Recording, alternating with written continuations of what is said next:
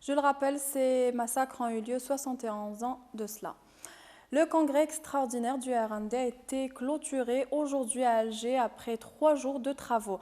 Un congrès est tenu malgré l'opposition de certains qui a vu l'élection du nouveau secrétaire général du parti, Ahmed Ouyahia. Le réélu a profité de cette rencontre pour adresser des messages à plus d'une partie. Hidayet Bersali.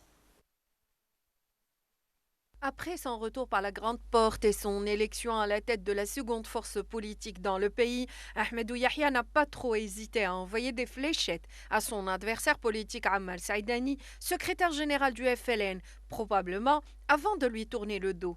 Le réélu du RND a fait rappeler à Saïdani, avec qui il a déjà prononcé le divorce après des années de vie commune à l'intérieur du pouvoir, qu'il soutiendra toujours ce pouvoir et le président de la République. وأن التجمع الوطني الديمقراطي سيبقى بجنب السيد رئيس الجمهورية الأخ المجاهد عبد العزيز بوتفليقة وأكدتها. لكن نحن في التجمع الوطني الديمقراطي عندما نقول نحن بجنب الرئيس.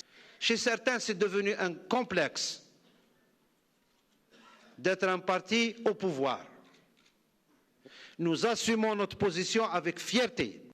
L'élection d'Ouyahia pour gérer le RND lui a valu un message de félicitations du président Abdelaziz Bouteflika. Une lettre qui a carrément cloué le bec à ceux qui le critiquaient et aux instigateurs de la campagne hostile à l'encontre de sa personne.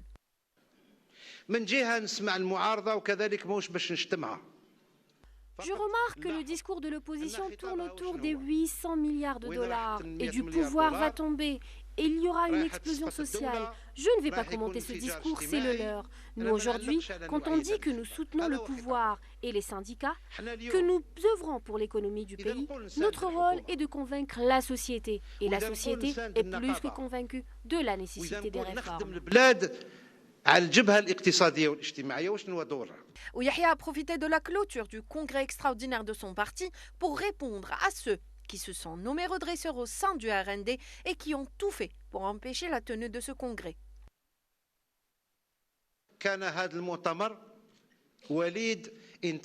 congrès est le fruit de la suprématie de la loi et de l'état de droit. Il y a une information que la presse ne sait pas. Mercredi dernier, le RND était devant le Conseil d'État, car nos partisans, qui étaient en colère, ont porté plainte pour annuler ce congrès. Dieu merci, la justice était de notre côté.